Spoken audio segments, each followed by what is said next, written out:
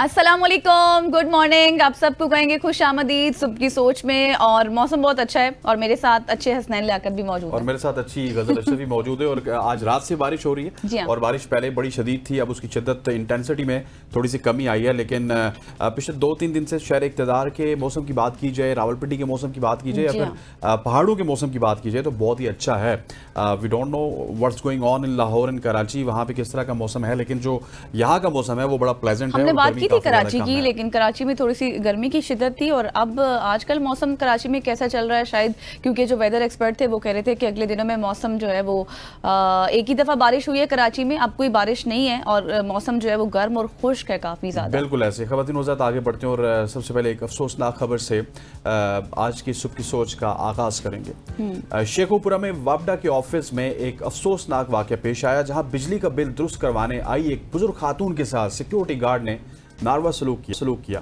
Guard ने न सिर्फ खातून की बात सुने बगैर उन्हें दफ्तर से निकालने की कोशिश की, बल्कि उन्हें बेरहमी से घसीट कर बाहर फेंक दिया। खातून बार बार मिन्नत समाजत करती रही मगर गार्ड ने एक ना सुनी। और जब ये वाकया सोशल मीडिया पे वायरल हुआ, वीडियो वायरल हुई, तो उसके बाद अवाम में शदीद गम गुस्सा पाया गया, सिर्फ शेखोपुरा में नहीं बल्कि पूरे पाकिस्तान में। और उसके बाद जो सुपरिटेंडेंट है वापटा के, उन्होंने फौरी नोटिस देते हुए गार्ड के खिलाफ इंक्वायरी का हुक्म और उसे फौरी तौर पे सर्कल से फारिग किया गया शेखोपुरा से। और पुलिस ने भी मुलजिम को गिरफ्तार करके मुकदमा दर्ज कर लिया। और डीपीओ बिलाल जफर शेख का कहना है कि किसी को भी कानून हाथ में लेने की इजाज़त नहीं होगी। That is very very unfortunate video जो कि पिछले एक आध दिन से सोशल मीडिया पे गर्दिश कर रही है। एग्जैक्टली मतलब अगर वो खातून कुछ भी मतलब बिल के हवाले से भी ना आई होती, किसी भी चीज़ के लिए आई होती, वैसे ही आई होती, तो क्या आप एक मिसबिहेव करेंगे एक बहुत ही बुजुर्ग खातून के साथ?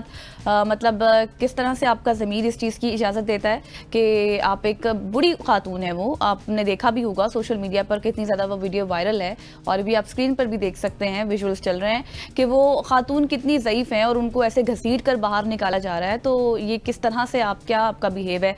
और इस तरह के लोगों को तो बिल्कुल भी नहीं होना चाहिए इस तरह की पोस्ट के ऊपर। खैर लेट्स सी, इसके ऊपर मजीद जो भी पेशरफ्त होगी उसके साथ उससे भी आपको आगाह करेंगे।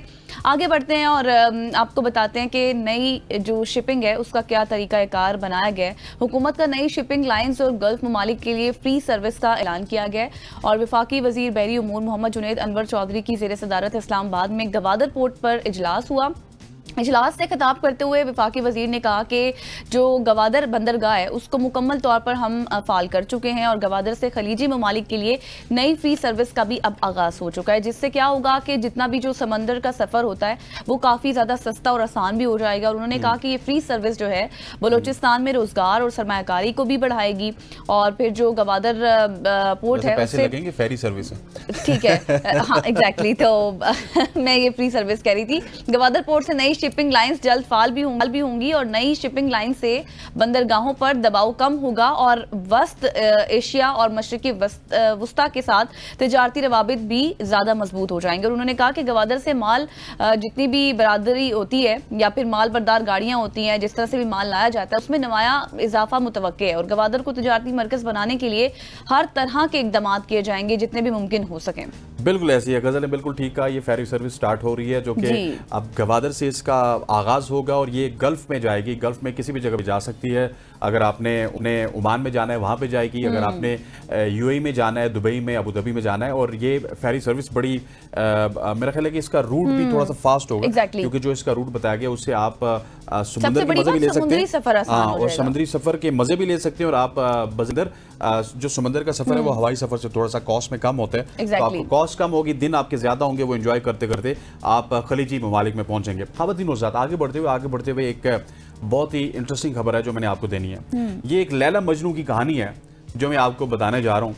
कभी मियाँ बीवी को आपने देखा, एक दिन बड़ी उनमें लड़ाई होती है, दूसरे दिन उनमें प्यार मोहब्बत होता है। कुछ इसी तरह की कहानी है डोनाल्ड ट्रंप की और उनके साथ साथ एलन मस्क की। अमेरिकन प्रेसिडेंट डोनाल्ड ट्रंप की बात की जाए तो उन्होंने टेस्ला, स्पेस एक्स और सोशल मीडिया प्लेटफॉर्म एक्स के मालिक एलन मस्क को अमेरिका से डिपोर्ट करने पर गौर शुरू कर दिया। ये वही एलन मस्क हैं जो अभी ट्रंप के साथ खड़े थे, उनकी कैंपेन इन्होंने चलाई और ट्रंप के बड़े करीबी दोस्तों में इनका शुमार होता है। अमेरिकी अखबार के मुताबिक ट्रंप से सहाफ़ी ने सवाल किया कि एलन मस्क को डिपोर्ट करेंगे, तो उन्होंने एलन मस्क के डिपोर्ट करने के सवाल पे कहा कि हम इसे देखेंगे। अच्छा, कहानी कुछ इस तरह की है कि हुआ क्या, एलन मस्क रिपब्लिकन की जानिब से जो टैक्स का बिल आया है उसके खुले मुखालिफ हैं, और रिपब्लिकन की जो टैक्स बिल की बदौलत जो इलेक्ट्रिक गाड़ियों की खरीदारी है उस पर बहुत ज़्यादा फर्क पड़ेगा, क्योंकि कंज्यूमर क्रेडिट को ख़त्म किया गया।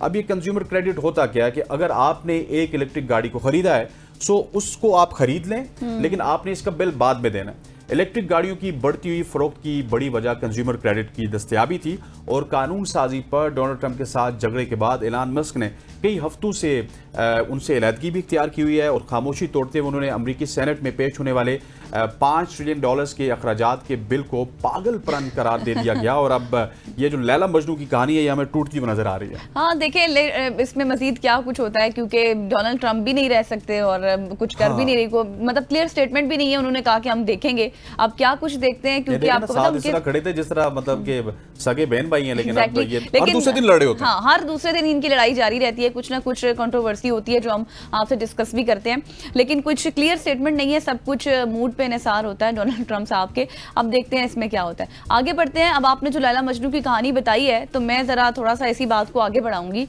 क्योंकि कवारे शहरी को मैरिज सर्टिफिकेट मौसूल हुआ, बीवी का नाम देखकर बहुत ज़्यादा वो परेशान हो गया शहरी। और ये गैर मामूली वाकया कहाँ पर पेश आया, अमेरिका की रियासत टेक्सास में पेश आया, जहाँ एक 42 साल आदमी ने पाया कि उसकी 36 साल साबिक मंगेतर जो थी क्रिस्टन मैरी ने उसकी रजामंदी या फिर आप ये कहें कि इजाजत के बगैर कानूनी तौर पर उससे शादी कर ली, और दोनों ने 2 जून 2025 को मैरिज लाइसेंस भी हासिल किया था। लेकिन कुछ ही दिन बाद क्या हुआ कि उनका आपस में ब्रेकअप हो गया, और उसके फौरन बाद खातून ने एक पादरी को कायल किया कि वो होली यूनियन, यानी कि होली यूनियन जिस तरह से हमारा निकाह होता है वहां पर ये होता है कि एक मुकद्दस रिश्ता आप कह लें, उसकी कार्रवाई करे।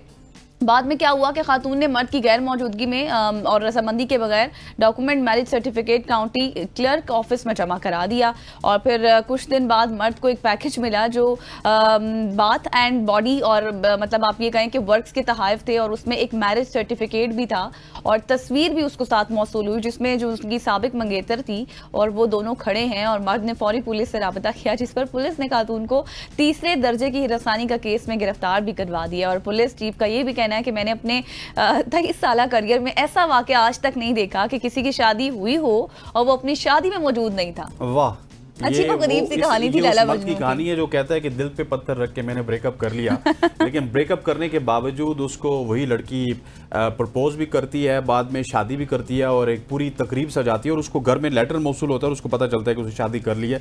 और मेरा ख्याल है कि वो जो पादरी साहब है जिन्होंने होली यूनियन का इनेकाद किया, उनको भी थोड़ा सा लाना चाहिए भाई कि आपने किस तरह से अकेली लड़की के कहने पे होली यूनियन का ऐलान भी कर दिया। किसने कहा बोला नहीं, बल्कि वो कहते थे विल यू मैरी मी, और वो आगे से लड़की कहती थी। वो पुलिस चीफ भी तो हैरान रह गया कि मैंने अपने इतने करियर में इस तरह का यहाँ पे कोई वाकया नहीं देखा जैसा ये हुआ है। बिल्कुल ऐसे शादी का इन्होंने जिक्र किया तो मैं भी शादी का जिक्र करता हूँ।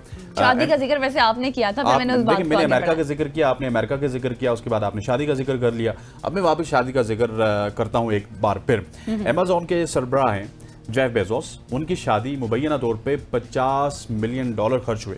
एक बड़ी महंगी तरीन शादी की है उन्होंने। हाँ। और दुनिया के अमीर तरीन अफराद में इनका शुमार होता है। और अमेज़न के बानी की अगर बात की जाए तो उन्होंने एक आलमी अवार्ड याफ्ता सहाफ़ी हैं लॉरेन सांचेज, उनकी साथ हालिया जो शादी है ये आलमी मीडिया में भी, फैशन इंडस्ट्री में भी और शोबिज़ हलकों में भी इसको काफ़ी ज़्यादा तवज्जो मिली है। वहीं जो जिस शहर में शादी हुई, वेनिस की बात कर रहा हूँ, वहाँ पे इसके ऊपर तनकीद भी हो रही है, एहतजाज भी हो रहा है और समाजी मुबाहिसे का ये बायस भी बन रही है। उसकी वजह यह है कि ये जो शादी हुई 27 जून 2025 को ये वेनिस के एक बड़ी तारीखी जजीरे में हुई, और वहाँ पे जब ये शादी हो रही थी तो उस वक्त उनके रोड्स बंद किए गए, उनके काम कारोबार को बंद किया गया, और इस तकरीब में तकरीबन 200 मेहमान शरीक थे, और उन 200 मेहमानों में बड़े हाई फाई मेहमान थे। इस वजह से सिक्योरिटी इंतहाई सख्त थी, आम शहरियों को दाखिले को यहाँ पे इजाज़त नहीं थी। और जहाँ एक तरफ शादी को रंगीन और यादगार बनाने के लिए उन्होंने बहुत खर्चा किया, वहीं वे दूसरी जानिब शादी के साथ ही वेनिस में सख्त एहतजाज भी देखने को मिला। और जिस चर्च के में ये शादी हुई उस चर्च के बाद भी अच्छा खासा एहतजाज हमें देखने को मिला। एग्जैक्टली और शादी के बाइस जो थे वो ये भी बता दें आपके रास्ते भी बंद थे, जिस तरह आपने कहा कि एहतजाज भी हुआ, और शहर का जो मरकजी हिस्सा था उसको सील किया गया था। ज़ाहिर है फिर जब आप मरकजी हिस्से को सील कर देते हैं तो रहायशियों को आमदोरफ्त में भी मुश्किलात होती हैं, कारोबार में ज़ाहिर है ऑफिस जाने में, फिर रोज़मर्रा की जो सरगर्मियाँ थी उसमें भी बहुत ज़्यादा मुश्किलात का सामना करना पड़ा है। तो इस तरह की शादियाँ तो होती हैं, लेकिन लोग बहुत मुतासिर होते हैं इससे। खैर आगे बढ़ते हैं। मोहल्ले वाले मुतासिर होते हैं। हाँ, मोहल्ले वाले भी मुतासिर होते हैं, सही बात है। आगे बढ़ते हैं। अच्छा हसनैन, आपका आईफोन या मेरा आईफोन ये कितने मीटर होगा? ये तो मीटर्स में तो नहीं, ये इंचेस में है इंचेस मैडम। में होगा। ये 1 आपको मिनट, पता है? 3, ये 5 इंच का है। 5 इंच का है। कभी आपने मीटर में फोन देखा है? फोन नहीं, मीटर में तो और फोन मैं अब आपको पुराने वक्तों में भी नहीं होता था, तो मैंने कब देखा होगा। लेकिन ये डिजिटल दौर है ना, इसलिए मैं आपको कह रही हूँ। 60s 70s की बात तो नहीं करने लगी, इतनी पुरानी है आप? नहीं नहीं नहीं, मैं आपको ये बता रही हूँ कि आप पुराने वक्तों में भी नहीं था, लेकिन अब ये डिजिटल दौर में 2 मीटर से भी ज्यादा आईफोन बना लिया गया। और बनाया कैसे, किसने बनाया, ये कहानी मैं आपको बताऊंगी।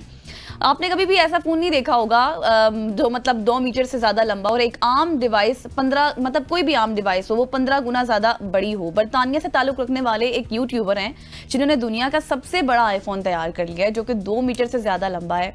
और उसका वजन अगर मैं बात करूं तो उसका वेट एक फ्रिज से भी ज्यादा है। और इंटरेस्टिंग चीज इसमें यह है कि आईफोन 15 प्रो मैक्स की ये नकल जो है मुकम्मल तौर पर फाल है, यानी आप इसे असल आईफोन की तरह इस्तेमाल भी कर सकते हैं। और इसमें 400 वॉट की एक फ्लैश लाइट भी है जिसकी रोशनी किसी गाड़ी की हेडलाइट से भी ज्यादा तेज है। और ये एक ऐसा स्मार्टफोन है जिसे उठाने के लिए तकरीबन कितने लोगों की जरूरत होगी?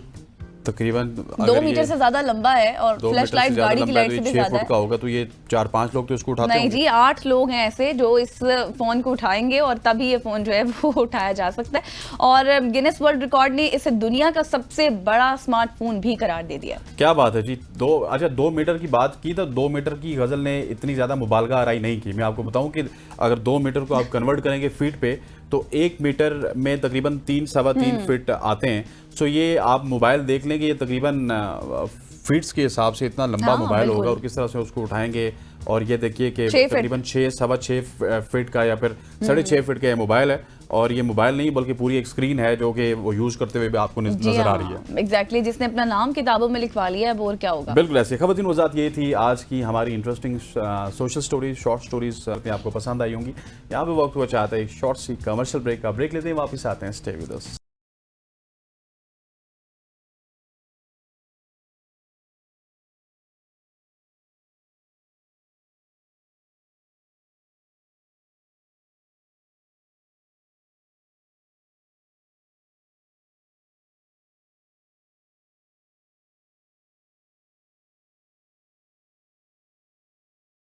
वेलकम बैक खबरतीन वजात। अब मुल्की मईशत के हवाले से बात करेंगे। बजट के दावे अभी ताज़ा थे और बजट पास भी हो गया, लेकिन स्टेट बैंक के ज़ेर मुबादला ज़खायर में 2.66 अरब डॉलर की खतरनाक कमी ने खतरे की घंटी बजा दी है। पिछले हफ्ते ज़खायर 9 अरब डॉलर तक गिर गए थे और अब चीन से 3.7 अरब डॉलर का कमर्शियल कर्ज लेकर वक्ती सहारा दिया गया। क्या ये बहरान का हल सिर्फ एक नया कर्ज है? आज इस पे हम बात करेंगे। और कब तक हम इस कर्ज के चुंगल में रहेंगे, ये अब बहुत बड़ा सवाल है, क्योंकि हम देखते हैं कि हर बजट में या हर साल सवा साल बाद हमारे जेर मुबादला स्टेट बैंक के नीचे आते हैं और हम एकदम से कर्ज की तरफ चले जाते हैं। एग्जैक्टली ऐसा ही है। और इन इश्यूज पर बात कर लेते हैं। हमें ज्वाइन कर चुके हैं डॉक्टर शुजात फारूक साहब। आप इकोनॉमिस्ट हैं, बहुत शुक्रिया आपके वक्त।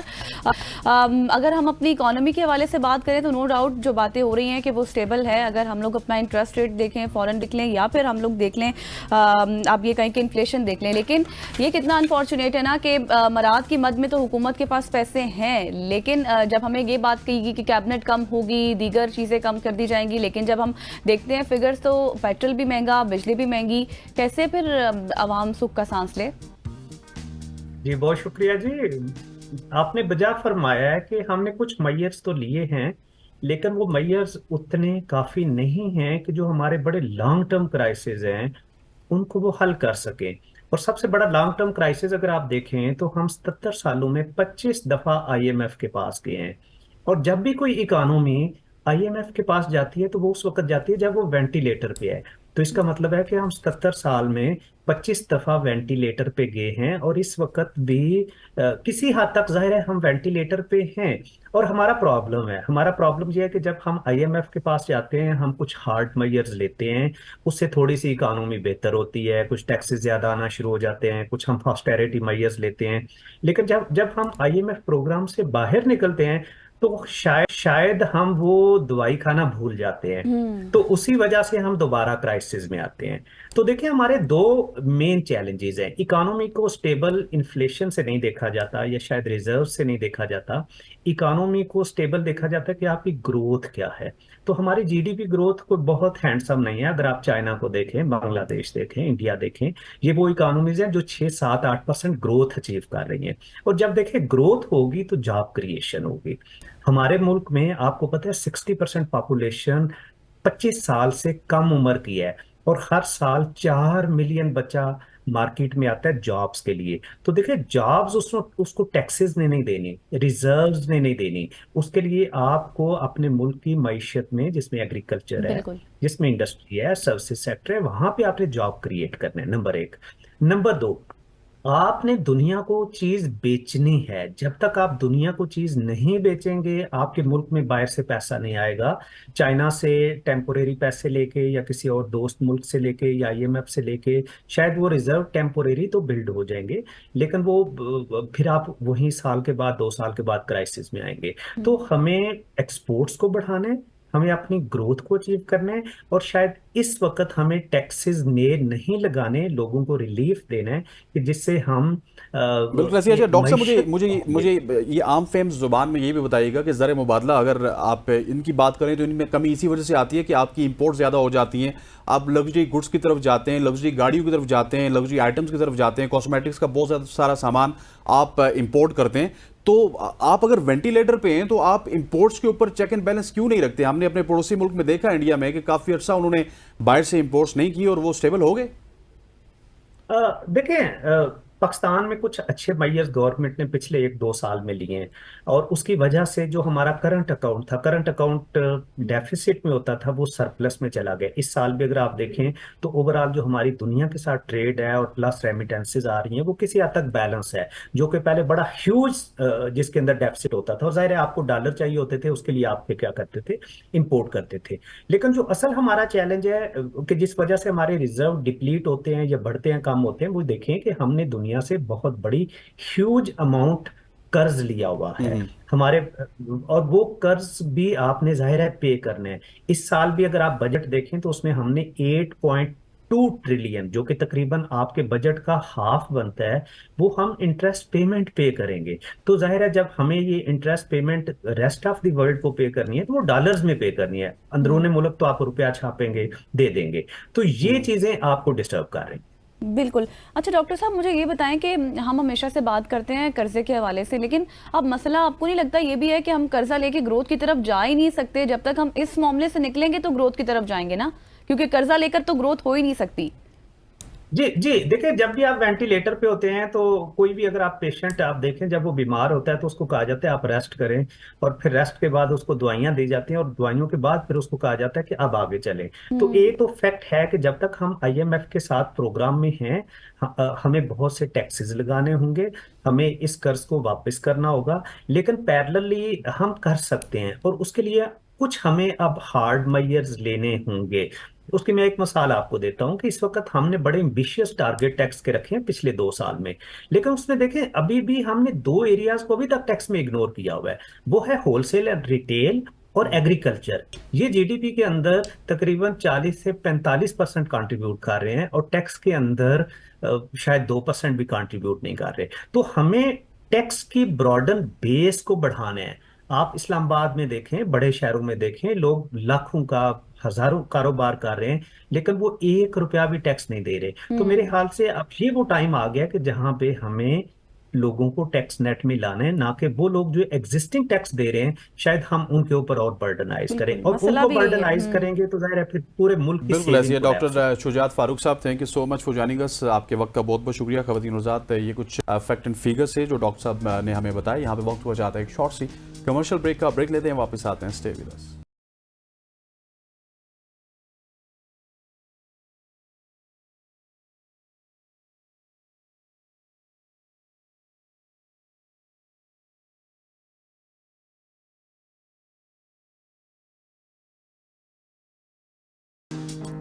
Welcome back after the break. और अब कुछ बात कर लेते हैं मुल्की सियासत में क्या कुछ हो रहा है, क्योंकि पाकिस्तान की सियासत एक बार फिर तजादात और इल्ज़ामात के इम्तिहान में घिरी नजर आ रही है। क्योंकि जहां हुकूमत ने पेट्रोल और डीजल की कीमतों में इजाफा किया, वहीं मुस्लिम लीग नून की बात करूं, जो माजी में हर आप ये कहें महंगाई पर वज़ीर आज़म को चोर कहती थी, और ये कहा जाता था कि रात के पहर में जिसने रात के उस पहर इस तरह से पेट्रोल महंगा किया वो चोर की अलामतें हैं, और दीगर जो है आप ये कहें कि एलिगेशंस पे लगाए जाते थे, और आज खुद उसी कटहरे में है हुकूमत। दूसरी तरफ शहबाज शरीफ चौधरी निसार को भी मनाने में मसरूफ दिखाई दे रहे हैं, जबकि शाहिदा खान अब्बासी पार्टी से उसूली इख्तलाफात का बरमला इजहार भी कर रहे हैं। ये तमाम तर मौजूआत हैं जो इस वक्त चल रहे हैं, और इन्हीं पर आज हम दो टोक बात करते हैं। बिल्कुल, ऐसी इन्हीं पर बात करने के लिए हमारे साथ मौजूद हैं इख्तियार वली खान साहब, सीनियर रहनुमा भी हैं पाकिस्तान मुस्लिम लीग नून के और कोऑर्डिनेटर हैं प्राइम मिनिस्टर के KP अफेयर्स के। इख्तियार साहब, thank you so much for joining us on सुबह की सोच। पहला सवाल यही करूंगा कि माजी में खान साहब के दौरे हुकूमत में मुस्लिम लीग नून के रहनुमा ये कहते हुए नजर आते हैं कि अगर पेट्रोल महंगा हुआ है तो ये प्राइम मिनिस्टर चोर होता है, वजीर आजम चोर होता है, और कल रात ही हुकूमत ने पेट्रोल को 8 रुपए और डीजल 10 रुपए महंगा किया। अब आपका क्या मौक़िफ़ है, क्या इसमें कोई तब्दीली आई है? बिस्मिल्लाहिर्रहमानिर्रहीम एंड गुड मॉर्निंग एंड अस्सलाम वालेकुम। देखिए, सबसे पहले मैं आपको बताऊं कि माजी में जो सिचुएशन थी वो इस तरह था कि फॉरेन एक्सचेंज रिजर्व्स आपके थे, आपके मुल्क के जितने एसेट्स थे वो आपके थे, लेकिन फरवरी 21 में जो मुआहिदा IMF के साथ इमरान खान साहब करके गए हैं, जिसमें हमारे मोटरवेज, हमारा स्टेट बैंक ऑफ पाकिस्तान के एयरपोर्ट्स, इवन गवादर पोर्ट तक वो गिरवी रखवा कर गए हैं, और 300 रुपए पर लीटर तक एंड अबव वो उनको ये इख्तियार दे चुके हैं। हमारे हाथ पैर पाकिस्तानी अवाम के 25 करोड़ अवाम के गुज़श्ता हुकूमत जो तहरीक इंसाफ की थी, उन्होंने IMF के पास वो बांध कर वो गए हैं, तो ये उसका शाखसाना है, हम भुगत रहे हैं। हालांकि मैं आपको बताऊं कि हुकूमत कभी भी नहीं चाहती, हमारी हुकूमत, हम तो कहते हैं कि चीज़ों को सस्ता किया जाए। जैसे हमने पिछला रिलीफ जो था वो पेट्रोल में नहीं दिया तो वो हमने बिजली में दिया। आज कल आपने देखा होगा कि वो उस रिलीफ का ही वो है मजहर है, एक उसका कमाल हुआ कि PTV के लाइसेंस की जो फीस थी वो भी वज़ीर आज़म शहबाज शरीफ ने ख़त्म कर दी। इसके अलावा जो इलेक्ट्रिसिटी की वो थी, एक चार्जेस थे, वो भी आज मिनिस्टर साहब ने ऐलान किया, मिनिस्टर पावर ने, अवैस लगारी साहब ने, वो भी रिमूव कर दिए गए। हम तो चाहते हैं कि पब्लिक को मैक्सिमम रिलीफ दिया जा सके। वी डोंट बिलीव कि ये जो खाली खुली नारे होते हैं कि हम 90 दिनों में इनकलाब ले आएंगे जी, हम 90 दिनों में आपको नया पाकिस्तान बना के दे देंगे, ये गवर्नर हाउसेस पर बुलडोज़र फेर देंगे, ये हम कभी जो है तो आप देखेंगे कि आपका वज़ीर आज़म साइकिल पर बैठ के वज़ीर आज़म हाउस जाएगा।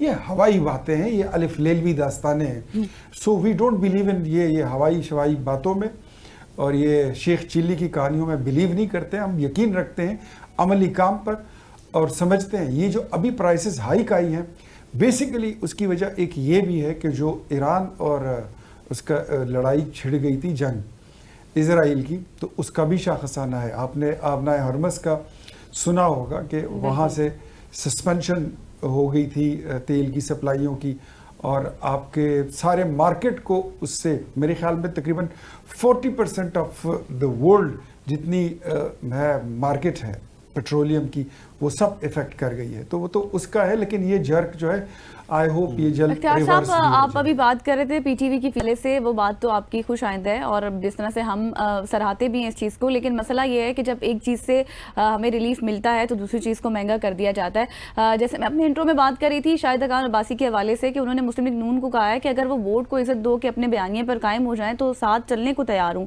मेरा इख्तलाफ किसी ओहदे या शख्सियत पर नहीं है। तो इस हवाले से फिर आपकी क्या राय है? देखें, इसमें कोई डाउट नहीं है, नो डाउट इन इट के वोट को इज्जत दो का जो नारा है, वी स्टिक टू दैट, हम उसके साथ खड़े हैं, बड़े फर्मली हम उसके साथ खड़े हैं। और जहां तक बात है वोट को इज्जत दो की, तो मेरा ख्याल में वो शायद ख्वाजा आसिफ साहब की हाइब्रिड रिजीम पे बात करना चाहेंगे, लेकिन उसकी डेफिनेशन ये है कि पाकिस्तान में अच्छी तर्ज हुक्मरानी कायम करने के लिए अगर इस्लामाबाद और पिंडी के बीच में अच्छा तर्ज हुक्मरानी हो, अच्छी कोalition हो, कोalition मीन्स एक अच्छा कोऑर्डिनेशन हो और मिलजुल के काम किया जाए, तो मेरे ख्याल में कोई इसमें बुराई नहीं है। वोट को इज्जत दो का नारा कल भी था, आज भी है, और इंशाल्लाह मेरे ख्याल में ये मुस्लिम लीग नून का वो नारा है कि ये अब तो मंशूर इख्तियार साहब, नहीं, वो ये जिक्र आपने खुद ही मुस्लिम कर दिया, लीग- ये मैंने भी सवाल करना था ख्वाजा, क्योंकि वो आजकल सिर्फ हाइब्रिड निज़ाम की बात नहीं कर रहे बल्कि इसके हक में भी नजर आ रहे हैं और फिर इसके हक में बात भी कर रहे हैं, दलाल भी दे रहे हैं।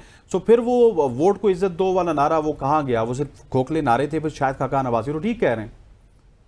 देखिए, मैंने आपको बताया ना कि हाइब्रिड निज़ाम जो उन्होंने कहा है वो ये नहीं है कि आप फौज के साथ कोई पावर शेयरिंग फार्मूला बना रहे हैं।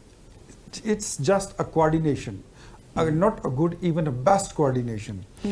जो अभी ये पाकिस्तान की जंग छिड़ गई थी, इंडिया ने अटैक किया था, तो ये हुकूमत और रावलपिंडी की जो हमारी इस्टेब्लिशमेंट है उनकी बेहतरीन कारकर्दगी थी, उसका उसकी एक बेहतरीन मिसाल है। It's an example for the world, not only for the nation of Pakistan, कि फौज ने संभाला पाकिस्तान के जोग्राफियाई सरहदात को और हुकूमत ने संभाला पाकिस्तान के नज़रियाती सरहदात को, और पाकिस्तान ने डिप्लोमेटिकली वो महाज फतह किए हैं जो मेरे ख्याल में एक हिस्ट्री बन चुकी है कि आपने वो पाकिस्तान जो कभी गुज़श्ता हुकूमत में बिल्कुल तनहा खड़ा था, and we were standing diplomatically in the middle of nowhere, जब हमारे साथ सऊदीया नहीं था, चाइना नहीं था, इवन हमारे साथ यूएई खड़ा नहीं हो रहा था, ईरान नहीं खड़ा हो रहा था, तुर्की नहीं खड़ा हो रहा था।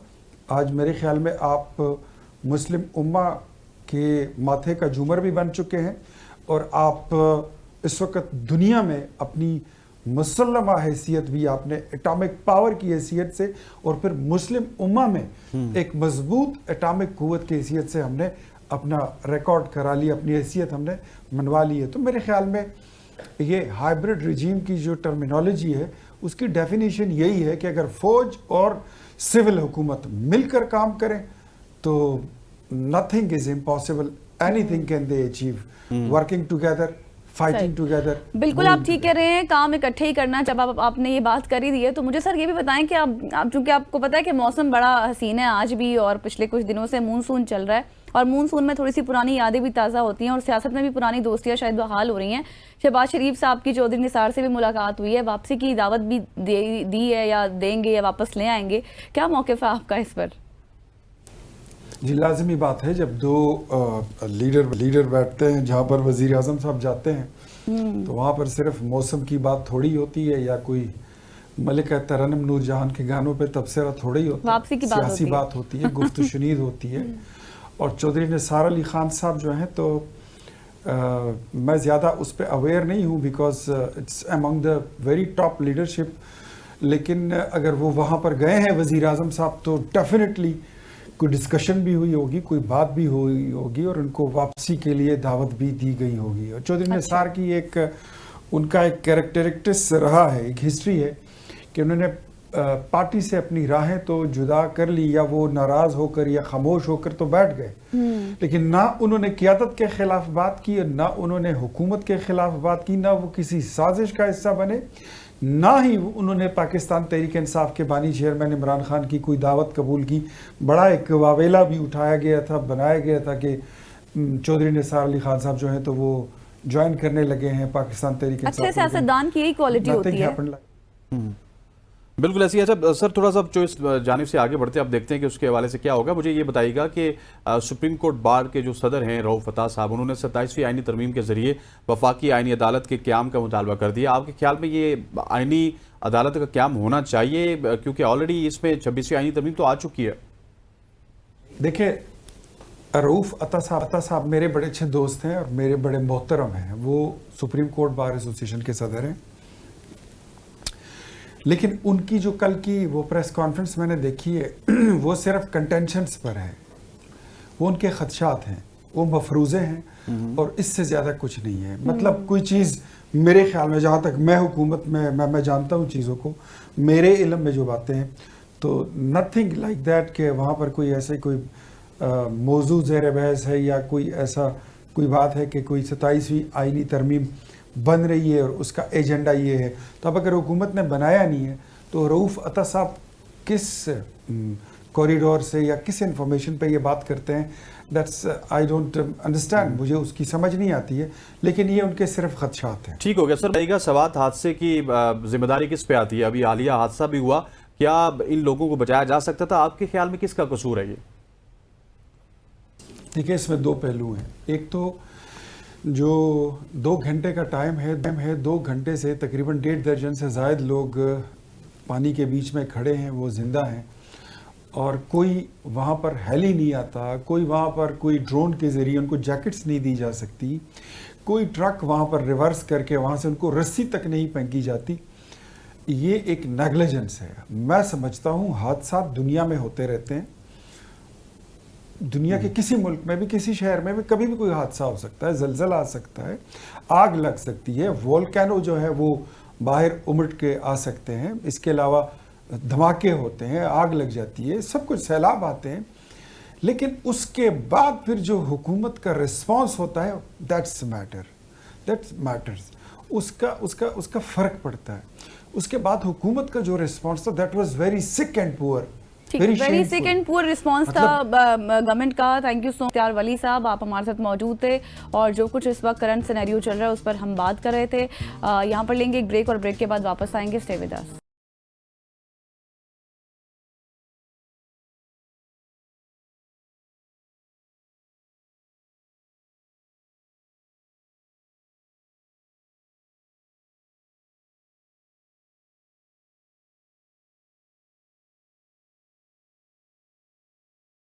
Welcome back after the break. और अब कुछ बात कर लेते हैं सरकारी स्कूलों के हवाले से, क्योंकि जब भी हम बात करते हैं तो आपके माइंड में एक ही चीज़ आती है, वहाँ की बोसीदा दीवारें होंगी या फिर जंग आलूद दरवाजे होंगे या फिर टूटी फूटी चेयर्स होंगी।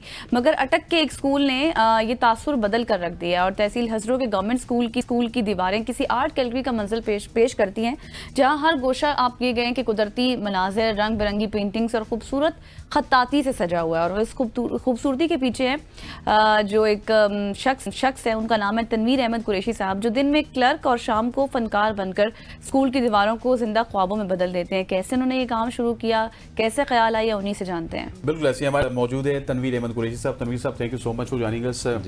दिन में वही गजल वाली बात है, आप काम भी करते हैं, उसकी थकन भी होती है, लेकिन उसके बावजूद भी ये पेंटिंग का आइडिया सिर्फ स्कूल में जाने के बाद हुआ या फिर बचपन से ही शौक था आपको? बिस्मिल्लाहिर्रहमानिर्रहीम। पहले तो मैं अल्लाह ताला का शुक्र अदा करता हूँ कि अल्लाह ताला ने मुझे इज़्ज़त दी, और उसके बाद मेरी फैमिली का बहुत शुक्रिया जिन्होंने मुझे सपोर्ट किया, और मेरे जो अजीज़ दोस्त हैं उन्होंने बहुत सपोर्ट किया इस हवाले से। उसके बाद ABN न्यूज़ का, आपकी टीम का, आपका बहुत शुक्रिया कि आपने मुझे अपने प्रोग्राम में मदद किया जी। और ये मैं आपको बताते चलूँ कि हमारे पंजाब में जो हमारे जो एजुकेशन मिनिस्टर हैं, उन्होंने पूरे पंजाब में अहकाम जारी किए हैं कि स्कूल की ब्यूटिफिकेशन का काम शुरू किया जाए। स्कूल का माहौल अच्छा होगा तो बच्चों को माहौल अच्छा मिलेगा, तब बच्चे अच्छी तालीम हासिल कर सकेंगे। तो ये हमारे जो मेरी जो स्कूल की एडमिनिस्ट्रेटर हैं, प्रिंसिपल हमारी खालिदा जबीन साहिबा, वो माशाल्लाह वो ख़ुद भी एक आर्टिस्ट हैं, और उनको जी उनको काफ़ी लगाव है आर्ट के साथ। तो उनको जब वो हमारे स्कूल में उनकी ट्रांसफ़र हुई तो उन्होंने देखा मुझे, उनको पता चला मेरे आर्ट के हवाले से कि इसके पास ये हुनर है, तो उनको बहुत खुशी हुई कि चले हम मिलजुल के ये काम शुरू करेंगे। तो उन्होंने मुझे काफ़ी मोटिवेट किया इस हवाले से कि हमारे स्कूल में बजट भी कोई नहीं है, तो क्यों ना हम बजाय इसके बाहर से कोई बंदा हायर करेंगे, तो ख़ुद स्टार्ट करते हैं, आप भी बिस्मिल्लाह करें जी। तो मैंने फिर ये काम शुरू किया। लो बजट भी था, वक्त की कमी भी थी, तो दिन को स्कूल का अपना दफ्तर का काम, उसके बाद फिर छुट्टी के बाद ये काम शुरू किया पेंटिंग का। फिर छुट्टी के दिन में करता हूँ, हफ्ते वाले दिन, इतवार वाले दिन भी। तो बस ये सिलसिला जब शुरू हुआ तो मैंने कुछ अपनी पिक्चर्स वगैरह अपने डिपार्टमेंट के कुछ ग्रुप्स वगैरह हैं फेसबुक पे, वहाँ पे शेयर की। तो वो मेरी तस्वीरें, मेरी वीडियो पहुँची हमारे जो एजुकेशन मिनिस्टर राना सिकंदर हयात साहब उन तक, उन्होंने खूब पजीराई की। और मुझे मेरी हौसला अफजाई की, और तकरीबन एक दिन में 4 दफ़ा उन्होंने अपनी वॉल पे मेरी पेंटिंग्स वगैरह शेयर की। अच्छा। तो बस उसके बाद फिर पूरे पंजाब से, हमारे पूरे ज़िला अटक से लोग मुझसे रब्ता करते रहे, मुझे मुबारकबाद देते रहे, हौसला अफजाई होती रही। उसके बाद फिर ये इंटरव्यूज़ का सिलसिला शुरू हो गया। तो तनवीर साहब मुझे ये बताएं, ये तो माशाल्लाह आपने जो काम शुरू किया है, जहाँ पर लोग सराहते हैं वहाँ तनकीद भी करते हैं, तो क्या आपको तनकीद का भी सामना करना पड़ा कि लोगों ने कहा कि आपका काम सिर्फ फाइलों वाला है, ब्रश पकड़ना नहीं है? जी जी बिल्कुल ऐसे ही है। काफ़ी लोगों ने हौसला शिकनी भी की, लेकिन इसके ये तो बावजूद चलती है तुझे ऊंचे उड़ाने के लिए। जी जी, लेकिन मैंने हिम्मत नहीं हारी और अपने जज्बे को सामने रखा, तो अपने खुलूस को सामने रखा। तो मैंने कहा चलें ये आप देखें कि अगर आपको नेकी का कोई आप काम करते हैं ना, जी, तो तकलीफ़ जो है वो आपकी ख़त्म हो जाती है, लेकिन जो नेकी है वो बाकी रहती है। तो ऐसे ही हुआ, कुछ अरसा जो है कुछ दिनों की तकलीफ़ थी, वो तो चले ख़त्म होगी। फ़िलहाल ये सिलसिला जारी है, थोड़ा बहुत अभी काम बाकी है स्कूल में, लेकिन जो सदका जारिया है जो मैंने किया है अपने स्कूल के लिए, अपने ऊपर ख़र्चा ये बर्दाश्त किया है मैंने। बिल्कुल ऐसे। अच्छा ये बताइएगा कि आर्ट कौन सा करते हैं आप, और क्या इसको करने से पहले आपने सीखा है या फिर खुद से ही आपको शौक था और करते करते आप आर्टिस्ट बन गए? असल में बस ये बचपन से शौक़ था इस आर्ट का, कैलीग्राफी का। तो जिस तरह स्कूल में बच्चे अपनी कापियाँ किताबें रंग बिरंगी वो पेंसिल वगैरह से गंदी करते हैं, आप भी करते रहे? जी उस तरह करते रहे। तो फिर इस तरह मैंने इसको अपना प्रोफेशन बनाया। कुछ अर्सा मैंने शॉप बनाई अपनी और कमर्शियल काम किया। अच्छा जी, कमर्शियल काम किया। फिर तनवीर आर्ट्स जी ऐसे ही होता है, जानी आर्ट्स, तनवीर आर्ट्स। जी, कुरैशी आर्ट के नाम कुरैशी आर्ट्स, से, ठीक। कुरैशी आर्ट के नाम से। तो बड़ा नाम कमाया उसमें भी। तो मेरे काफ़ी वहाँ पे अच्छे उस्ताद भी हैं जो हमारे इलाके में काम करते हैं, लेकिन ये अल्लाह ताला की करम नवाजी है। मैं कोई इतना बड़ा आर्टिस्ट नहीं हूँ, ये इज़्ज़त जो है वो मेरे हिस्से में आई है अल्लाह ताला की। तनवीर साहब मुझे ये बताएं कि जिस तरह से आप कह रहे हैं कि राना तनवीर साहब ने भी राना सिकंदर हयात साहब ने भी आपकी पिक्चर्स को शेयर किया, और अभी तक आप अपने ऑन पे ही सब कर रहे हैं, तो उसके बाद कोई आपको ताउन किया गया? उन्होंने ऐलान किया था मेरे लिए प्राइज़ का। कितना? वैसे जो वो पूरे पंजाब में कर रहे हैं ना, तकरीबन 25,000 टीचर्स को जो भी वो अच्छा काम करो पूरे पंजाब को अनाउंस कर रहे हैं। तो फिलहाल मिला नहीं है, लेकिन ये है कि अनाउंसमेंट ही हुई है, हो सकता है मिल जाएगा जी, मिल जाएगा, क्योंकि लोगों को साथ साथ मिल रहा है वो। सही। और उसके बाद फिर जब सोशल मीडिया पे ये हाईलाइट हुआ मेरा काम, तो हमारे जो अटक के डिप्टी कमिश्नर हैं राव इफ्तिखार रज़ा साहब, उन्होंने फिर मुझे अपने ऑफिस में मदऊ किया। उन्होंने फिर मुझे कैश प्राइज़ दिया, और उन्होंने ख्वाहिश ज़ाहिर की कि आप भी हमारे जो इधर डिप्टी कमिश्नर ये जो ऑफिस है यहाँ पे भी आप अपनी फ़न का मुज़ाहरा करें और हमारे ऑफिस को भी खूबसूरत बनाएं। सही। तो अगला टारगेट जो है अपना स्कूल का काम मुकम्मल होने के बाद इंशाल्लाह उधर ज़बरदस्त। आप मतलब पूरे हज़रों को, पूरे अटक को आप ठीक करेंगे। मुझे ये बताइएगा कि आप एक तरफ क्लैरिकल काम करते हैं, दूसरी तरफ आप ख़ताती करते हैं, कैलीग्राफी करते हैं, पेंटिंग करते हैं, सो टाइम को किस तरह से मैनेज करते हैं? कुछ ऐसे लोग भी तो होंगे, जिस तरह वो गज़ल तनकीद की बात करी तो वो कहेंगे अपना काम तो करता नहीं है, जो काम करने वाला नहीं होता वही करता है। जी, मुश्किल बहुत होता है। सबसे बड़ी ये मेरे लिए एडवांटेज ये है कि मैं लोकल हूँ। मेरे स्कूल का और घर का फासला तकरीबन 5 मिनट का फासला है, वॉकिंग डिस्टेंस पे है। तो छुट्टी के बाद चला जाता हूँ घर, खाना वगैरह खा के, घर का कोई थोड़ा बहुत काम हुआ वो करके, तो फिर वापस स्कूल आ जाता हूँ। तो दोस्त कहते हैं जब भी कोई फ़ोन करता है कि तो मैं कहता हूँ मैं स्कूल में हूँ। शाम को भी, रात को भी, और इतवार हफ्ता, मतलब जो भी छुट्टी वाला दिन होता है उधर ही होता हूँ। ये है कि मैनेज कर रहा हूँ, मुश्किल है, लेकिन अल्हम्दुलिल्लाह जब आपका जज्बा हो नेकी करने का, सदका जारिया करने का, फिर कोई मुश्किल नहीं है आपके लिए। तो तनवीर साहब आप अच्छा करता है उसको छुट्टी नहीं मिलती। एग्जैक्टली, बच्चों को भी आप सिखा रहे? जी, असल में ऐसा है कि ज़ाहिर बात है वर्किंग डेज़ में ही काम करते हैं। तो बच्चियाँ, हमारा गर्ल्स स्कूल है ना, तो बच्चियाँ आती हैं पास, खड़े होकर देखती भी हैं। अच्छा। तो काफ़ी हमारे पास बच्ची ऐसी हैं जिनके अंदर ये टैलेंट पहले से था, तो बस पॉलिश करने की ज़रूरत है। जी पॉलिश करने की ज़रूरत है। उनको ऐसा कोई प्लेटफार्म मुयसर नहीं था। तो वो बड़ी खुश हैं बच्चियाँ, सवालात करती हैं, पूछती हैं पेंटिंग के हवाले से, पेंट के हवाले से, ब्रशेस के हवाले से।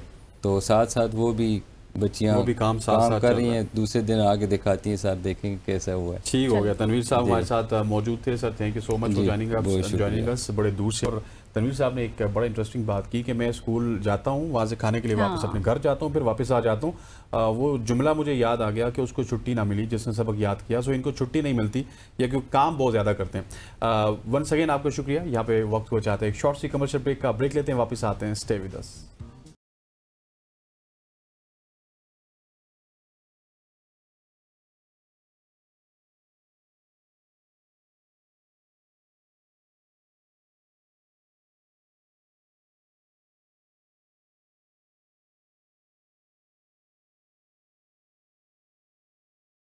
वेलकम बैक ख़वातीन हज़रात।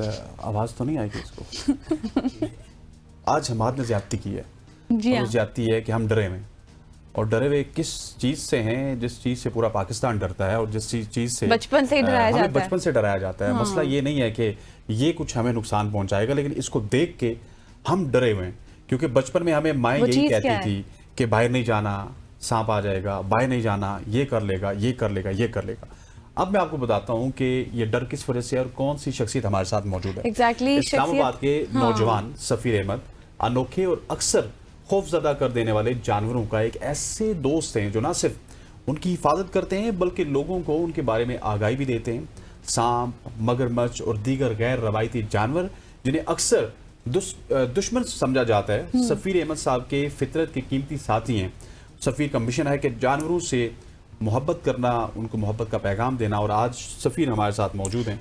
सफ़ीर साहब एग्जैक्टली। वालेकुम वालेकुम आज हमने सब अस्सलाम। प्रोटोकॉल तोड़ दिए, नहीं तो गजल आपको इंट्रोड्यूस करवाती हैं। हम डरे मुझे हैं, मुझे हम मुझे क्या थोड़ा सा करेंगे। डर इसलिए कम है क्योंकि मेरे बीच में हाँ आप मैं हैं। हूँ, मैं खाया हसनैन के जाऊंगा। डर का अंदाजा हसनैन के डर का अंदाजा मुझे बहुत ज्यादा हो रहा है। ब्रेक में भी बहुत हो रहा था और अभी भी बहुत आ रहा है। Thank you so much for your time Safeer साहब। सबसे पहले तो मुझे ये बताएं कि when and how did you start this, क्योंकि जिस तरह से आपने पकड़ा हुआ है बिल्कुल बेखौफ होके, क्योंकि ये बात तो है कि जितनी भी वाइल्ड लाइफ है उसकी जो प्रोटेक्शन है वो एक सीरियस नीड भी है पाकिस्तान में। बिल्कुल ऐसी है। बेसिकली मेरी ना एक पेस्ट कंट्रोल की कंपनी है। ठीक है। मैं पाकिस्तान में पेस्ट कंट्रोल की सर्विसेज प्रोवाइड करता हूँ ऑल ओवर पाकिस्तान में। फाइन एंटरप्राइजेस के नेम से हमारे लिए ना एक मेजर चैलेंज था। मेरे पास वेयर हाउसेज हैं, फैक्ट्रीज हैं काफ़ी। तो उधर होता ये है कि क्योंकि शहरों से बाहर होती हैं, वहाँ पे स्नेक्स एक मेजर इशू है। तो लोग क्या, जो वहाँ की लोकल लेबर है वो क्या करती है कि अक्सरियत काम छोड़ देती है या डर जाती है, या उनको एटलीस्ट तरीकाकार बताना कि इसको मारना हल नहीं है। क्योंकि हमारा सारों का ये है कि सबसे पहले सांप नजर आए तो डंडा उठाओ और सांप को मारो। तो इसके ऊपर उनकी ट्रेनिंग और उसके अवेयरनेस के ऊपर मैंने ये काम स्टार्ट किया था। और आहिस्ता आहिस्ता क्योंकि इनसे लगाव और बाकी सारा कुछ, क्योंकि आपने किसी को समझाना है, आप जब तक आप हाथ में सांप नहीं होगा आप वो नहीं समझेगा। एग्जैक्टली। तो इस चीज़ के ऊपर है। अच्छा, लोग बहुत सारे जानवरों को पालते हैं लेकिन ये गैर रवायती जानवर हैं, इनको पालने का शौक सिर्फ इसी वजह से पैदा हुआ? मतलब ये जो भी मैंने देखा है कि 100 में से कोई एक बंदा इनको पालता होगा, ऐसे वैसे तो जानवरों को सारे पालते हैं। सर जानवरों से मुझे काफ़ी लगाव था, लेकिन जैसे वाइल्ड लाइफ है तो इनके ऊपर अब मेरा काम करना मजबूरी भी बन गया और एज अ पेट और शौक भी है कि घर वाले भी सपोर्ट करते हैं, मेरी फैमिली भी इन्हें पसंद करती है अब रखना और देखना। एग्जैक्टली। अच्छा मुझे ये बताएं सफ़ीर साहब कि मतलब जिस तरह हम अभी बात करते हैं, आपने खुद भी कहा कि मोस्टली ये होता है माइंडसेट के सांप को देखो और उसको मार दो। ये जो मतलब माइंडसेट है इसके बारे में तो आपने बता दिया, लेकिन थोड़ा सा ये भी बता दें कि स्नेक्स की ऐसी कौन सी स्पीशीज होती हैं जो बहुत ज़्यादा डेंजरस हैं पाकिस्तान में भी? तो पाकिस्तान के अंदर ना 7 से 8 किस्म की स्पीशीज हैं जो जहरीली हैं। पूरी दुनिया में 87% स्नेक्स ऐसे हैं जो गैर जहरीले हैं, जिनमें कुदरती जहर नहीं होता। ये आम हमारे लोगों को नहीं पता होता कि उनको सिर्फ यही होता है कि जहरीला सांप जहरीला है। पाकिस्तान में कोबरा, संचूर, रसल वाइपर, सॉस्केल वाइपर और पिट वाइपर, ये 5 से 6 किस्म के सांप पाई जाएंगी जिनमें जहर है। बाकी सारी की सारी गैर जहरीली है और उसमें जहर है। ये बॉल पाइथन नेचुरल मॉर्फ है, ये यूएसए से इंपोर्ट हुआ। अच्छा, ये यहाँ की लोकल स्पीशी नहीं है, क्योंकि जितने भी नेटिव वाइल्ड लाइफ के एनिमल्स हैं आप उसे पेट नहीं कर सकते लीगली। वाइल्ड लाइफ आपको अलाउ नहीं करती कि आप उसको पेट करें। तो ये हमने इंपोर्ट किया है ताकि लोगों को अवेयरनेस दे सकें। अमेरिका से होता था। एग्जैक्टली। ये इसके पास पाकिस्तानी पासपोर्ट है। एग्जैक्टली। पाकिस्तानी पासपोर्ट की इज्जत बढ़ाते हुए ये सांप पाकिस्तान ये में आया है। स्पेसिफिक एक ऐसी ब्रीड है जिसको इंटरनेशनली लोग पेट करते हैं और पेट करना अच्छा। पसंद करते हैं, क्योंकि इसके साइज के हिसाब से ये इस टाइम फुल एडल्ट है। एक इसके साइज के हिसाब से और इसका काम बिहेवियर के वजह से लोग इसको normally as a beginner snakes के ऊपर भी पेट करना पसंद करते सही हो गया। और ये भी जहरीला होता है आगे हैं। जाके? ये गैर जहरीला, इसमें कुदरती जहर नहीं होता और हमेशा से जहर नहीं, कभी भी इसमें जहर नहीं आएगा। और ये अगर किसी को खा भी लिए तो कुछ भी नहीं होगा, हल्का सा जख्म होगा? मेरे हाथों पे काफी निशान होंगे कि सांप काटना ये एक कॉमन चीज है, क्योंकि जब आप इसको फीडिंग करा रहे होते हैं तो अक्सर ये बाइट वगैरह कर लेता है, इंटेंशनली नहीं करता कि अपनी प्रोटेक्शन के लिए या कभी डर रहा हो तो करते हैं। ठीक हो गया। आप शाम को रखिए, हम और चीजों के बारे में आपसे पूछते हैं। इसको डब्बे के अंदर रखिए ताकि हमें अपनी एंकरिंग वापस याद आए। जल्दी अच्छा, से साथ में ये भी बता दें सफीर डब्बे के अंदर रखने दीजिए, के please। वो डब्बे में साथ साथ रखेंगे, तब तक मैं इनसे सवाल जी, तो ख्वातीन करूंगी। हज़रात, आपको कहते हैं खुशामदीद, और हमारे साथ बहुत जबरदस्त बिल्कुल एग्जैक्टली, और आप भी चीजें पूछिए मौजूद आप। हैं। अच्छा सफीर, मुझे ये बताएं कि एक पर्सन है, उसको क्या करना चाहिए अगर उसके घर में सांप आ जाता है? क्योंकि पहले तो वो मारता है, तो किस तरह से उसको टैकल करे, वो उस सिचुएशन को, डर कैसे खत्म करे? जैसे मेरे साथ हसनैन है तो ये बहुत डरते हैं, अगर इनके घर में ही सांप आ जाए तो इनको क्या करना अल्लाह चाहिए? करे इनको इधर बैठा देती, ये भी डरती है और मैं रिलैक्स होकर बैठा होता। सबसे पहली चीज मारना हल नहीं है। ठीक है।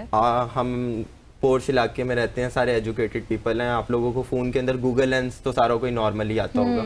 आप गूगल लेंस, सांप आपकी तरफ कभी भी नहीं अटैक करेगा, वो बहुत शाय जानवर है कि अपने से ज्यादा बड़े जानवर की तरफ या प्रे की तरफ वो अटैक ही नहीं करता।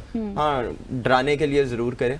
पहले आप देखें कि वो नॉन वेनमस है या वेनमस है, और उसके करीब जाने की या कुछ भी जरूरत नहीं है। उसको पहली जोन सी भी जगह मिलेगी छुपने की, वो छुप जाएगा। आप रूम को लॉक कर दें, बाहर आ जाए, किसी भी वाइल्ड लाइफ डिपार्टमेंट या किसी पेस्ट कंट्रोल कंपनी को राब्ता करें, वो आके इसको रेस्क्यू या रिलीज कर देगी वाइल्ड में खुद ही।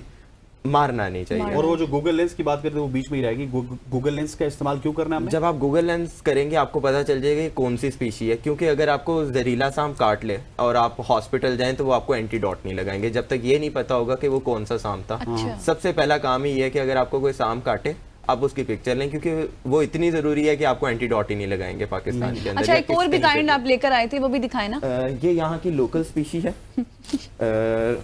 कि ये यहाँ पे लोकली पाया जाता है। हाँ, ये रेड कोटेड आइटम है, जी, ये हमने बिल्कुल रेस्क्यू सही। किया। आप बहुत अच्छे हैं, आप बहुत अच्छे हैं। ये हमने रेस्क्यू किया। अगर आप पीछे से देखेंगे इसकी स्किन डैमेज है लोगों के प्लास्टिक फेंकने की वजह से वाइल्ड के ये अंदर। हमारे मरी में कहा जाता है ये बहुत जहरीला है। नहीं, छोटे छोटे होते हैं ना, गैर नहीं, जहरीला है। मुझे नहीं देखना, मैं आपकी बातों पे यकीन अच्छा, रखता तो मतलब इसमें से भी जहर नहीं है? इसमें भी, इसमें भी जहर नहीं है। ठीक है। अगर ये भी नजर आ जाए तो ये तो छोटा सा है, अगर आप रूम को लॉक भी करते हैं, जाहिर है फिर दरवाजों के नीचे से कहीं ना कहीं से तो निकल आएगा ये।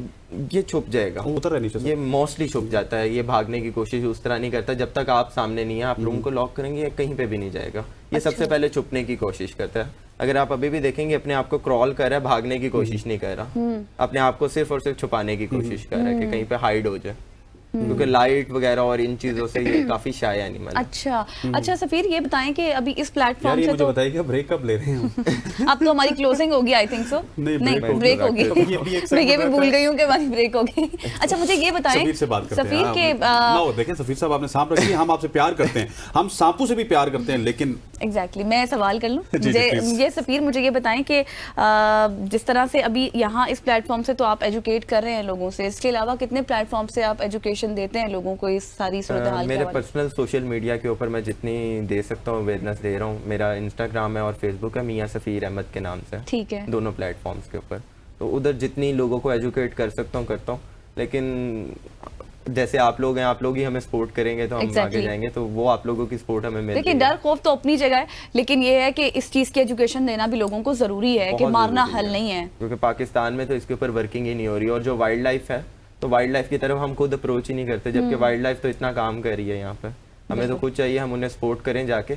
उनके सोशल मीडिया प्लेटफॉर्म्स हैं, हम उन्हें फॉलो ही नहीं करते, उनके एज अ वॉलंटियर ही नहीं वर्क करते। कि जो इस्लामाबाद की वाइल्ड लाइफ है उन्होंने अपने वॉलंटियर्स ओपन रखे कि आप जाएं, वो आपको ग्रुप्स में ऐड करेंगे, आप उनके ऊपर प्रॉपर उनसे ब्रीफिंग ले सकते हैं इन चीज़ों। ठीक हो गया सफीर, इंशाल्लाह आपको फिर बुलाएंगे और ये जो डर है इसको पहले खत्म करेंगे हम। अब तो हमें पता चल गया कि आप क्या क्या लेके आएंगे, उसके बाद हम शाम को हाथ भी लगाएंगे अगली दफा के लिए। उस वक्त तक आपको इंतजार करना होगा। Safeer, thank you so much for joining us. आप वक्त हो चाहता है एक शॉर्ट से कमर्शियल ब्रेक का, ब्रेक लेते हैं, वापस आते हैं। स्टे विद अस।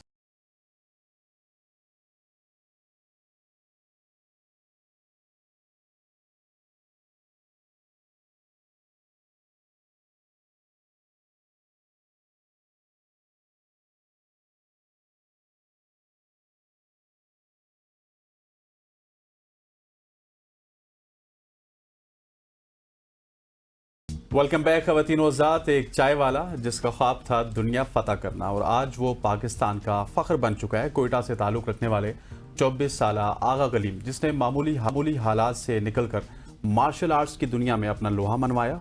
चाय बेचने वाला ये नौजवान आज दुनिया के बड़े फाइटिंग रिंग्स में पाकिस्तान का परचम बुलंद कर रहे हैं। मैच 15 सेकंड्स में अपने हरीफ को नॉकआउट करने वाला ये चैंपियन ना सिर्फ एक फाइटर है बल्कि हिम्मत, हौसले और कुर्बानी की जिंदा मिसाल है। इससे पहले कि गजल इनका तारुफ करवाएं तो ये आज हमारा जो टेबल है ये इनके बेल्ट से भरा हुआ है। एक बेल्ट, दूसरा बेल्ट, मतलब कि कितनी बेल्ट आप उठाएंगे? दर्जनों बेल्ट हैं। और ऐसा है कि मैं शायद इनसे कहता हूँ यार कि एक दो मुझे उधार दे दें ताकि मैं भी कोई WWE के चैंपियन लगूं यहाँ पे बैठ के। सो हमारे साथ आज मौजूद हैं एग्जैक्टली हमारे साथ मौजूद आगा कलीम साहब, बहुत शुक्रिया आपके वक्त के लिए। शायद जिस तरह से आपकी अचीवमेंट्स हैं इसमें बहुत सी मुश्किलात हैं और होंगी भी, आपसे ही जानेंगे। सबसे पहले तो मुझे आगाज़ में यही बताएं कि एक चाय वाले से यहाँ तक का सफ़र किन किन मुश्किलात से भरा हुआ है? जी बिल्कुल, जब ज़ाहिर सी बात है आज से 15 साल पहले वालिद साहब कराची आया तो पहला सारा वक्त जो था चाय पे था, होटल पे था। तो उसके बाद 6 साल पहले मैंने एकेडमी देखी तो वहाँ मैं जाता रहा 3-4 दिन। तो वहाँ के जो उस्ताद थे उन्होंने कहा कि इकरार खान टाइगर जो मेरे कोच हैं, तो उन्होंने कहा भाई आप इधर आ रहे हो, कोई आपको एडमिशन चाहिए? कोई, मैंने कहा जी सर एडमिशन चाहिए मगर बस मेरे पास फ़ीस नहीं कि मैं वो पे करूँ। तो सर ने कहा इतनी सी बात है। मैंने कहा जी सर। तो सर ने मुझे वहाँ एडमिशन दिया, मुझे वहाँ रखा। उसके बाद अल्हम्दुलिल्लाह मैंने खेलता रहा। मैंने 10 time all Sindh championship win की, 10 टाइम ऑल कराची, ट्वाई चैम्पियनशिप, उसके बाद नोमादे में championship, Allama Iqbal day, Quaid Azam day, inter district, inter club, अल्हम्दुलिल्लाह सब विन की। फिर उसके बाद मेरी सिलेक्शन हुई नेशनल के लिए जो पूरे पाकिस्तान में खेली जाती है। अल्हम्दुलिल्लाह मैं फिर 2 टाइम नेशनल चैम्पियन रहा। फिर उसके बाद हम आते हैं एशियन चैम्पियनशिप की तरफ, तो इसमें पूरे एशिया होती है। अल्हम्दुलिल्लाह वहाँ मेरी नॉमिनेशन हुई। मुझे तो ये पता नहीं था कि आप स्कूल में आपको टिकट खुद परचेज़ करना पड़ता है, वीज़ा खुद लगाना पड़ता है। तो वहाँ मैंने हिम्मत हारी, मैंने कहा ये खेलना मेरे लिए पॉसिबल नहीं। फिर उस दौरान जो है एहसन अहमद भाई ने मुझे सपोर्ट किया, प्रमोट किया इस इवेंट के लिए। फिर मैं वहाँ गया, फिर मैंने 4 दिन एयरपोर्ट पे गुजारे। ज़ाहिर सी बात है, आप पहली बार जाते हो किसी आउट ऑफ कंट्री तो पता नहीं किधर जाना है किधर नहीं जाना है। तो मैं एयरपोर्ट पे घूमता रहा, मुझसे फ्लाइट मिस हो गई। 4 दिन शारजा एयरपोर्ट में वहाँ बैठा, इसी तरह बैठा हुआ था पिकिंग करें। सिर्फ वहाँ मैंने जो मेरा कुछ ड्राई फ्रूट था मैंने वो खाया, पानी वगैरह वहाँ पीता रहा। तो फिर उसके बाद दोबारा उसको मैंने कॉल किया, सन भाई टिकट तो मेरी मिस हो गई। वो मुझे गुस्सा भी कि आपने क्यों नहीं बताया। फिर दोबारा मैं गया कजाकिस्तान, अल्हम्दुलिल्लाह वहाँ से मैंने 20 सेकंड में अपने ओपनर को नॉकआउट किया, जो मेरी फर्स्ट फाइट एशियन चैम्पियनशिप में। फिर उसके बाद अल्हम्दुलिल्लाह वर्ल्ड चैम्पियनशिप आया, उसको मैंने विन किया। उसके बाद जो है ना तो अल्हम्दुलिल्लाह मैं 2 टाइम वर्ल्ड चैम्पियन हूँ, 3 टाइम एशियन चैम्पियन हूँ, 2 टाइम वर्ल्ड ब्रॉन्ज मेडलिस्ट हूँ और 1 टाइम अल्हम्दुलिल्लाह 1 सिल्वर मेडलिस्ट हूँ। तो इस सब अल्हम्दुलिल्लाह चैम्पियनशिप के लिए मैंने ये बताना बड़ा इजी कि ये बताना ये विन किया वो विन किया, इसके पीछे जो होती है मेन बेसिकली जो सफर मेहनत, इसमें मैं कितनी बार बेहोश हुआ हूँ मैंने वेट करते हुए। मेरे पास प्रोटीन नहीं रिकवरी के लिए, आप किस तरह रिकवर करते हैं। अब हम जो वेट कट करते हैं हम सिर्फ कावा चाय यूज़ करते हैं, उसके अलावा कुछ चीज़ों ना ड्राई फ्रूट वगैरह यूज़ करता है कि हमारी इससे वेट कट हो जाए। और जब हम रिकवरी करते हैं तो हमारे पास वो प्रोटीन नहीं होते, हम उसको लें। तो बड़ी मेहनत की, बड़ा स्ट्रगल किया यहाँ तक आने के लिए। इसमें सफ़र में अल्हम्दुलिल्लाह जो मेरे वो है सपोर्टर जिन्होंने सपोर्ट किया, अली परवेज़ भाई जो अक्सर जो मुझे टिकट के सपोर्ट करते हैं। इसके अलावा मेरी कंपनी है जिन्होंने मुझ पर भी भरोसा किया, टीम टैपमेट हो गया, उन्होंने भरपूर मुझे भेजा इस इवेंट के लिए।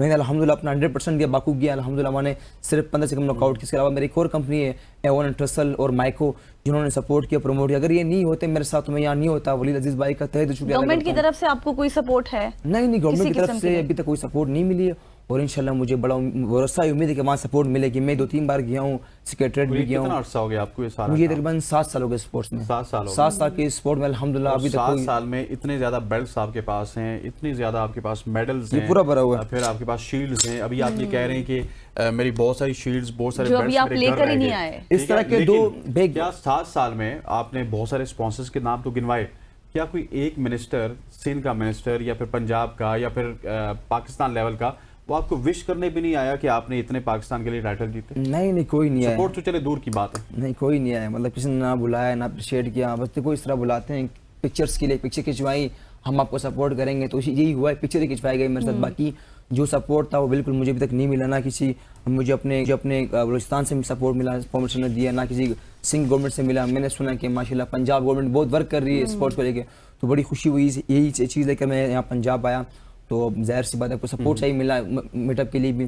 तो उम्मीद है कि इंशाल्लाह ताला जो देखो मेरा ताल्लुक सिर्फ ये नहीं कि मैं सिर्फ कोयटा से हूँ या कराची से हूँ, मैं पाकिस्तान से हूँ। जब मैं खेलता हूँ ना तो मैं पाकिस्तान को रिप्रेजेंट करता हूँ। वो ये नहीं कहते कि आगा कलीम, वो कहते हैं फ्रॉम पाकिस्तान आगा कलीम, नाम पहले पाकिस्तान का आता है। तो मुझे बड़ा उम्मीद है, भरोसा है कि इंशाल्लाह। मुझे ये बताएं कि माली मुश्किलात के बावजूद आपके ये इतनी सारी अचीवमेंट्स हैं, इस दौरान सबसे मुश्किल लम्हा जिसमें आपको रियलाइज हुआ हो कि मैं इतनी मेहनत कर रहा हूँ लेकिन मेरे साथ कोई सपोर्ट नहीं है? वो देखिए यहाँ मुझे वो जब मैं अक्सर मोबाइल में स्क्रॉलिंग करता हूँ, जब टिकटॉक पे बहुत आते हैं जिसमें जो लोग नाचते गाते, उनको लोग बुलाते कि आप इधर है भाई, आप कंटेंट के 10 लाख ले, 15 लाख ले, एक कंटेंट बने। मगर एक वो प्लेयर जो पाकिस्तान को रिप्रेजेंट करे, जो पाकिस्तान के लिए मेडल ला रहे, जो अपना हाथ तुड़वा रहे, नाक तुड़वा रहे, पाँव तुड़वा रहे, मगर उसको अभी तक किसी ने अप्रोच नहीं किया, ना किसी ने बुलाया। तो कभी मायूसी मुझे यहाँ पर होती है कि यार आप जो है ना बेहुदा कंटेंट को प्रमोट कर रहे हो, एक स्पोर्ट को प्रमोट नहीं कर रहे हो। देखो अगर अभी मैं साथ में बहुत सारी स्पोर्ट्स थी, फुटबॉल में बहुत पीछे, हॉकी में दोबारा जो हमारे कौमी नेशनल गेम है उसमें हम कितने पीछे। अभी मैंने सुना कि उनको फंड भी नहीं मिले, अपने किस तरह वो लोग गए। तो मतलब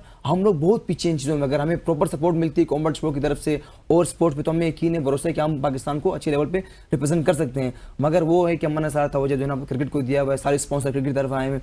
हम देखो हम चाहते हैं कि हम पाकिस्तान को रिप्रेजेंट करें। मुझे उम्मीद है, बड़ा भरोसा है, पाकिस्तान में बहुत टैलेंट भरा हुआ है, सिर्फ इनको थोड़ा पॉलिश करना है। तो जो स्पॉन्सर से, जो प्राइवेट सेक्टर से, जो हमारी गवर्नमेंट इनको चाहिए कि हमारी तरफ आए, हम आप क्या चाहते हैं कि गवर्नमेंट किस लेवल पे जाके आपको सपोर्ट करे? कुछ सीधा 4 से 5 चीजें तो बताएं कि जहां पे देखिए गवर्नमेंट हम सिर्फ ये अपील करें कि हमें जॉब दी जाए गवर्नमेंट से, जो हमें जॉब दी जाए, ताकि हम जो अपना होटल काम में छोड़ करता है तो सपोर्ट कर दें, और जहाँ जहाँ हम जाएँ हमें वहाँ की टिकट्स प्रोवाइड की जाए, प्रॉपर सपोर्ट दी जाए। सपोर्ट हमारा ये नहीं कि हम चाहते कि हमें आप जो ना हमें लाखों रुपए इवेंट में विन करें, वो कुछ हमें कुछ नहीं चाहिए। हमें सिर्फ एक जॉब चाहिए, एक अच्छी जॉब आप घर संभाले और जो आपको इवेंट्स लुक आफ्टर करें, बस हमें ये चाहिए और कुछ नहीं चाहिए। तो अभी कलीम आप किस तरह से अपने फाइनेंशियल एक्सपेंसेस पूरे देखिए मैंने कहा कि मैं होटल बिछाए होटल काम करूँ, ठीक है, और उसके लिए जो ना मेरे वालिद साहब भी होते हैं, भाई भी सारे हुए, तो मैं वहाँ पर होटल बिछाए भी काम करता हूँ।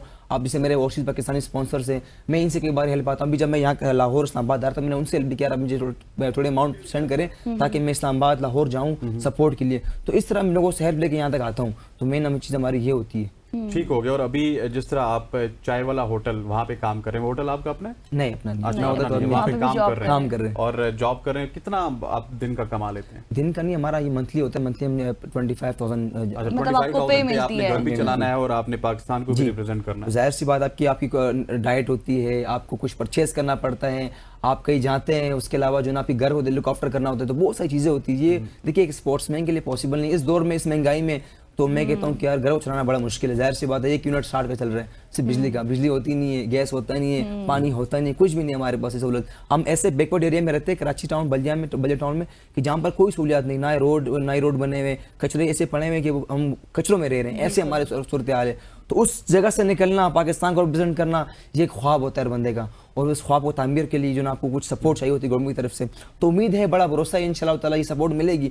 बस मुझे खाना में कहा अफसोस यहाँ होता है, जो एक कहते हैं कंटेंट क्रिएटर, वो जब 10 लाख 20 लाख लेके कंटेंट क्रिएट करता है तो वो वहाँ थोड़ा अफसोस होता है। बिल्कुल ऐसे ही है सर। आपका बहुत बहुत शुक्रिया। हम उम्मीद करते हैं कि आज हमारे इस सेगमेंट के बाद गवर्नमेंट ऑफ पाकिस्तान की जानिब से कोई ना कोई आपसे रब्ता किया जाएगा। इससे पहले भी आप बहुत सारे प्लेटफॉर्म्स पे गए और एक जॉब ये मांग रहे हैं, एक अच्छी जॉब। इससे ज़्यादा कुछ नहीं है। हाँ, जितने टाइटल्स इनके पास हैं, मेरा ख्याल है कि वो टाइटल्स पाकिस्तान के लिए भी काफ़ी हैं। सिर्फ एक रिकग्निशन चाहिए आगा कलीम को, और वो रिकग्निशन है एक जॉब की। और इनको एयर टिकट वगैरह अगर आप प्रोवाइड करते रहेंगे तो इसी तरह से पाकिस्तान का नाम रोशन करते रहेंगे। आज साहब, once again thank you so much जानिएगा। ख़वातीन आज़ाद, आज की सुबह की सोच से इतना ही। मुझे, गज़ल को और हमारी पूरी प्रोडक्शन टीम को इजाज़त दीजिए। अल्लाह हाफ़िज़। अल्लाह हाफ़िज़।